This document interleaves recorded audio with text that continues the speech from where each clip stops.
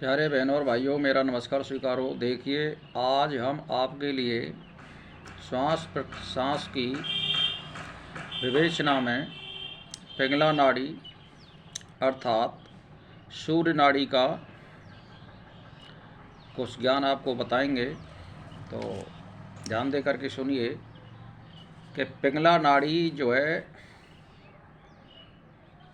हमारी सीधे हाथ की तरफ होती है और इसको सूर्य नाड़ी बोलते हैं। और मैंने कल आपको पहले वीडियो में बता ही दिया था और ये द्वितीय वीडियो है। इसमें हम सूर्य नाड़ी का विचार करेंगे और इसका फल क्या होता है सूर्य नाड़ी का। और ये भी मैंने आपको बता दिया है कि नाक के 2 छिद्र होते हैं, इनमें से बारी बारी से एक स्वर चलता है, एक बंद रहता है। और 24 घंटे में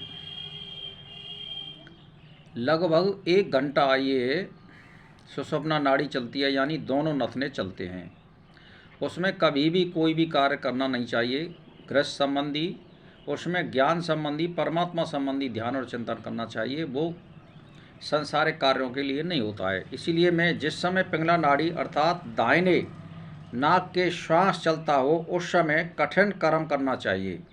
यानी पिंगला नाड़ी अर्थात सूर्य नाड़ी और दाहिनी नाक में स्वर चलता हो उस समय कठिन कार्य करने चाहिए, जैसे कठिन क्रूर विद्या का अध्ययन, या जैसे कोई अध्यापन करना चाहता हो, कठिन कोई परीक्षा दे रहा हो, उसका आरंभ भी इसी के अंतर करना चाहिए। कैसे कि जैसे कि नौकरी आदि का पर्चा भरना, तांत्रिक क्रमानुसार वीर मंत्र, दिशमत उपासना, बैरी को दंड देना, या शस्त्राभ्यास, या पशु विक्रय, ईंट पत्थर काठ तथा रतन आदि का घिसना, छीलना, संगीत अभ्यास, यंत्र तंत्र बनाना, किले और पहाड़ पर चढ़ना, हाथी घोड़ा तथा रथ आदि की सवारी सीखना, व्यायाम, षट कर्म साधना, यक्षिणी बैताल एवं भूत आदि साधन, औषधि सेवन, लिपि लेखन, दान क्रय विक्रय, युद्ध और राजदर्शन, स्नान, हार आदि कर्म इसमें करने चाहिए। यानी कहने का मतलब ये, इसमें हार्डवेयर कर्म को करना चाहिए। यानी इंजीनियर संबंधी जो कार्य होते हैं खास करके वो इसमें सफल होते हैं। और जो कार्य इसमें किए जाते हैं मैंने उसका वर्णन इसमें कर दिया है आपके लिए। तो मेरा कहने का मतलब ये है, अगर इस तरह से आप इसमें ज्ञान प्राप्त करोगे तो कभी भी आप अगर घर से चलना है, जैसे मान के चलिए हमने प्रथम पैर रखना है, तो आप ये कोशिश करिए कि हमें जैसे कठिन कार्य करने के लिए जाना है, यानी खेतीबाड़ी में कोई हमें कोई कुआं, तालाब या ट्यूबवेल या कोई मकान बनाना है, या कोई फसल हमें काटनी है, ये कठिन कार्य में आते हैं। तो हमें पहले जो स्वर चलता हो उसमें चलना चाहिए, वो पग हमें पहले रखना चाहिए। और अगर मान के चलिए अगर आप सूर्य स्वर में चलते हों और पहला स्वर अगर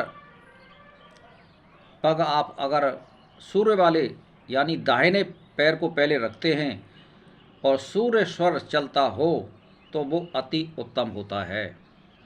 ऐसे ही जो मैंने चंद्र नाड़ी के जो कर्म बताएं, अगर चंद्र नाड़ी चल रही हो और पहले आपने पग जो है बायां रख दिया तो वो कार्य बिल्कुल सफल होता है। वो मैंने आपको बता दिए, इसीलिए आप ध्यान रखिए कठिन कार्य करने के लिए, इंजीनियर संबंधी कार्य करने के लिए ये पिंगला नाड़ी सूर्य नाड़ी सर्वोत्तम होती है। इसमें चलने से सभी कठिन कार्य शुभ होते हैं और जो सॉफ्टवेयर के कार्य होते हैं वो वाम स्वर में सफल होते हैं। वो भी मैंने आपको कल बता दिए थे। तो भाई और बहनों, कल मैं आपके लिए यानी सुषुम्ना नाड़ी के बारे में बताऊंगा। आज मैंने चंद्र नाड़ी के बारे में आपको बता दिया है। अब आपको ये ध्यान रखना है, अभ्यास करिए कि हमारा स्वर कौन सा चल रहा है। तो दोनों नथनों को हाथ लगा करके देख लीजिए उंगली से, जिसमें हवा बिल्कुल बेरोक टोक आ रही हो वही स्वर चलता हुआ माना जाएगा। और ये 1 घंटा चलता है और बारी बारी से बदलता रहता है। 24 घंटे में सुषुम्ना नाड़ी केवल 1 घंटा चलती है, उसमें कोई कार्य हमें नहीं करना चाहिए गृहस्थ का।